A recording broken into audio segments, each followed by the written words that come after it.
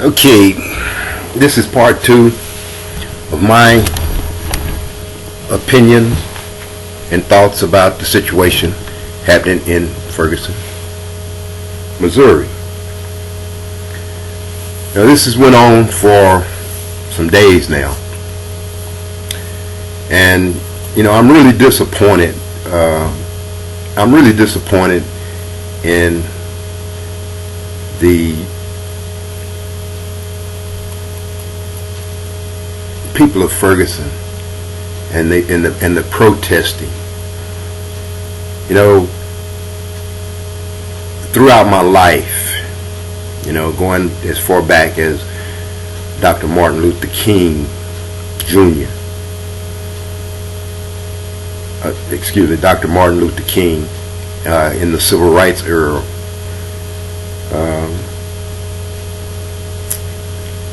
Protesting, marching. Back then we had a reason to march.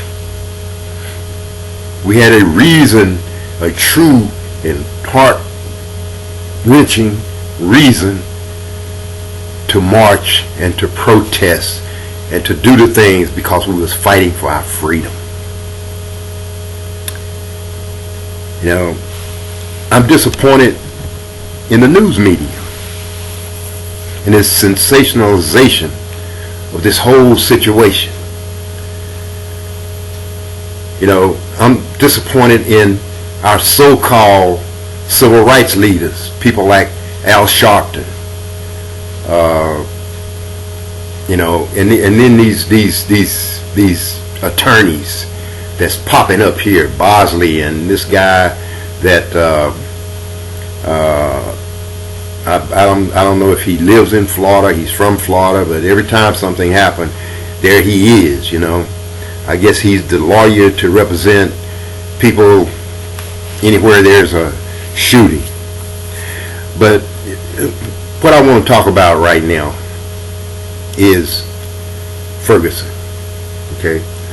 Now, from what I understand, and I don't live in Ferguson. I've never even been to Ferguson.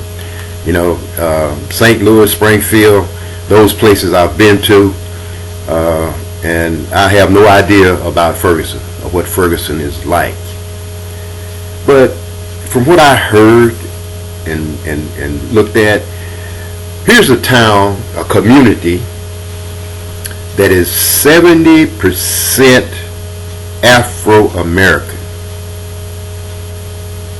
and it is totally controlled by the Caucasian element of our nation. The whole city is controlled, or the community is controlled by white people.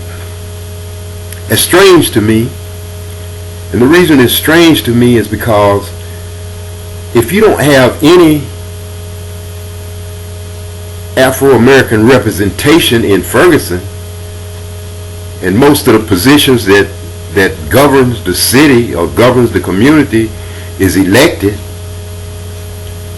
then somebody's not going to the polls. Somebody's not voting. You want representation, you got to get up and go out and vote. Put the people that you want in your political system. Put the people that you want in positions to make to make decisions. The school superintendents and all of that stuff. The mayor. Determine who the chief of police is going to be. Your city council. Go to the polls and vote. Now, one of the things that I heard is that out of 50 police officers, there's only 3 Afro-American police officers in Ferguson. Ain't that odd? No, it's not odd, and it's not uncommon. The police department that I work for has about 40, maybe 50 police officers. And we have a lieutenant, we have a sergeant, and we have a patrolman. That's 3 Afro American police officers in that department that I know of, and that's the only 3. When I was there, before I retired, there was myself, there was 4 of us there. The difference between having 50 white police officers or 47 white police officers and 3 blacks is how active are the Afro-American police officers within that police department. What are their ranks? How do they carry themselves? Do they look out for the people in the community? Are they making sure that when they are on calls with the white police officer, that the white police officer is not doing anything?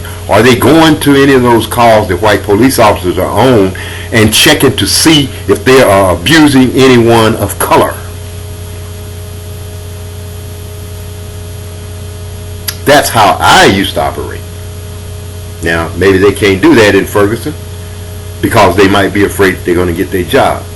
Well, let's talk about why there's not a larger number of Afro-American police. Now, I don't know if people are applying for the police department in Ferguson. I really don't. You know, I don't know if Afro-Americans are applying for the job as a police officer in Ferguson. If their background will let them get a job there, or if institutional racism is being a part of them not being able to get the job. But let's take the community. Yes, this is where me and the communities, Afro-American communities, break down when it comes to police officers. First and foremost is that in general, and I don't care how old the person is, in general, Afro-American people have a dislike of the police. And many of them have never ever been approached by police, had any dealings with police officers, but they just hate the police's guts. You take a 21-year-old Afro-American man who wants to be a police officer, but because he grew up with all of his little peers who don't like the police, he won't go get that job. He won't go get that job because he's going to lose his friends. He's going to lose people in the community. He's going to lose a lot of things that he have to live with, that he's used to living with.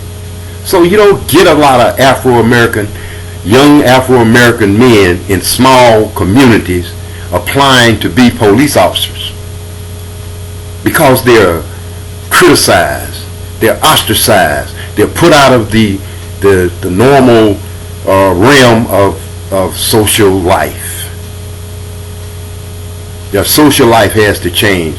And then after they become a police officer, all they have is the police brothers and sisters, and they have to find a whole new world to be in. Because most of their peers are smoking marijuana, doing some crazy stuff, walking around with guns, just doing all kind of things. Let's not try to dress this crap up. Let's not try to dress it up. And that's what I see, and that's what I hear.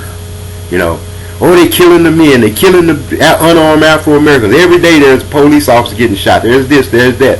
A black man getting shot by some white man or some police officer. Well, I don't know.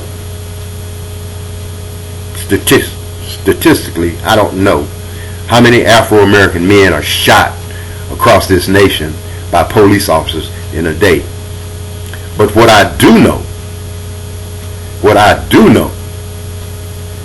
across this nation is that Afro-American men, young Afro-American men, are shooting each other and killing each other on a humongous level. A humongous level. It don't happen in my community that often, but it's happening in communities around me, and it needs to stop. And we can blame the police officers for everything that happens. You see him coming, he's harassing you.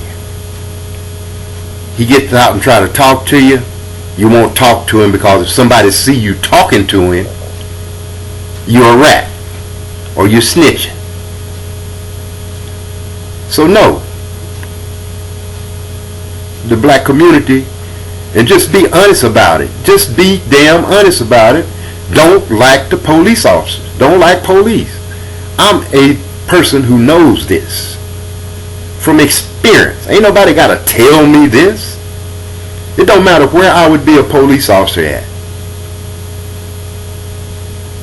There's going to be animosity against me because I wear a uniform that represents authority. It represents law enforcement. The enforcement of rules, regulations, state statutes, city ordinances, so forth and so on. Yeah. I've experienced it. I have experienced it for a long time. People hate my guts. I have young people today, who were not even born when I was a police officer, who hate my guts because I was a police officer. That's odd, you know. How do they know that? How do they come to that conclusion that to hate a person because of who he was or what he did for a living? It's because it's taught to them by their parents.